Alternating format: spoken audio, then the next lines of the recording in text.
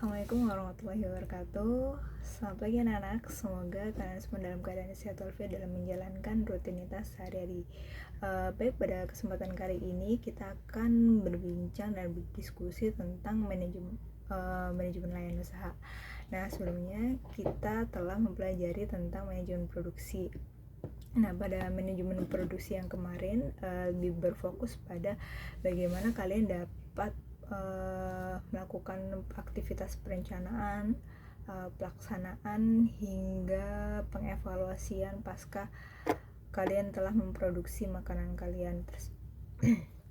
Nah, pada kesempatan kali ini kita akan berfokus tentang bagaimana kita melakukan layanan usaha seperti itu.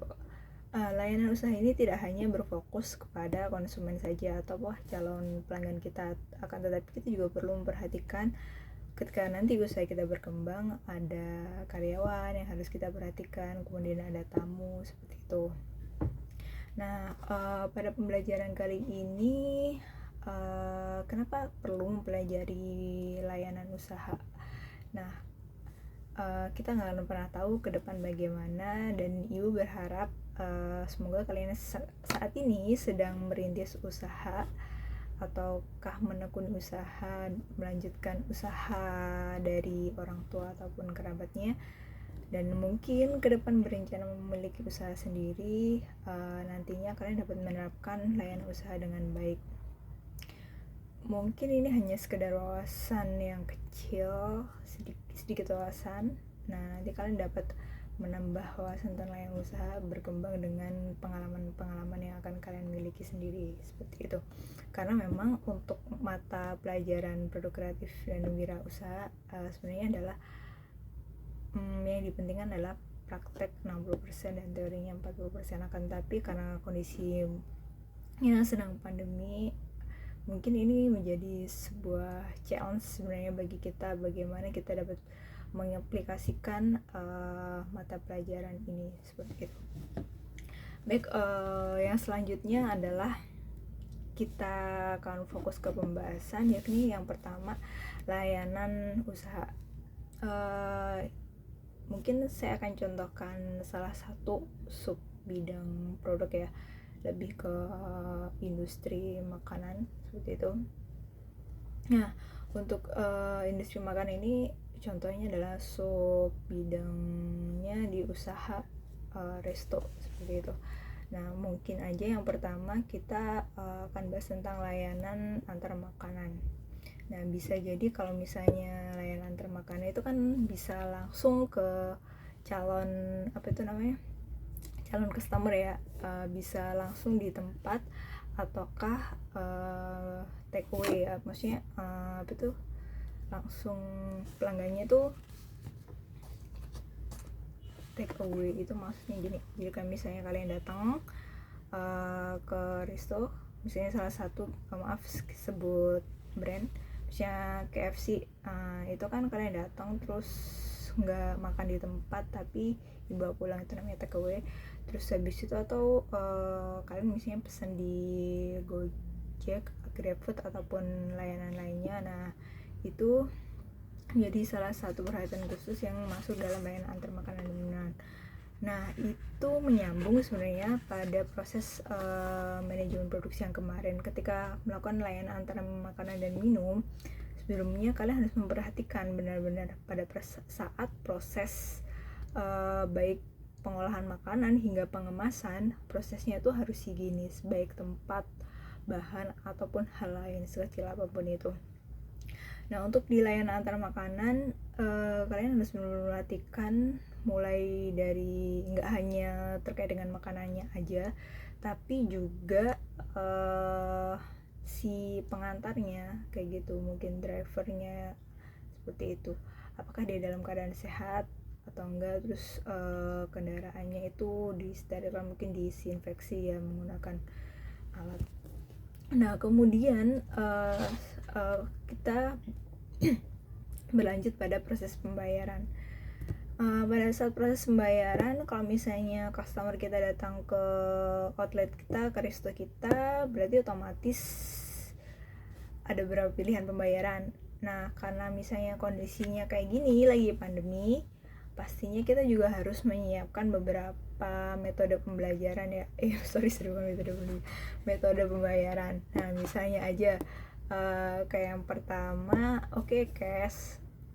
Bisa kalau mungkin, karena nggak semua orang itu punya alat payment kayak OVO, terus Shopee dan sebagainya, atau m-banking kayak gitu. Nggak semua orang punya. Dan cash mungkin memudahkan beberapa customer kita sih untuk melakukan pembayaran. Meskipun kalau untuk pandemi saat ini ya agak riskan banget kalau menerima pembayaran secara cash gitu. Terus apalagi ya, untuk pembayaran non cash bisa disiapkan alat-alatnya, disterilkan juga, di samping kanan kiri disiapkan hand sanitizer ataukah media untuk cuci tangan seperti itu. Kalau misalnya kalian tahu, ada sih di mana, di Jepang kalau nggak salah, ada sebuah mesin otomatisasi yang lumayan menarik. Itu metode pembayarannya menggunakan kaki, yang dia itu sudah istilahnya terkoneksi dan sangat misalnya sensitif banget terhadap bagian tubuh kita. Jadi kayak misalnya kita pesen minuman nih, biasanya kalau di rumah sakit atau di outlet tertentu itu kan masih menggunakan tangan sebagai alat pembayaran ataukah alat sensitivitas untuk melakukan pembayaran, untuk memasukkan uangnya misalnya aja. Nah, kalau untuk yang di kalau nggak salah Jepang atau Jerman ya, saya lupa, pokoknya dua negara itu, kalau nggak Jepang Jerman. Nah, itu udah canggih, jadi bisa menggunakan kaki sebagai bahan perantara untuk pembayarannya kayak gitu. Jadi kaki itu kan menggunakan sepatu, dia hanya tinggal menyentuh angka-angka tombolnya aja untuk melakukan pembayaran, untuk mengambil minuman yang ingin dibeli oleh calon customer, seperti itu. Selanjutnya adalah tentang layanan pengaduan lah.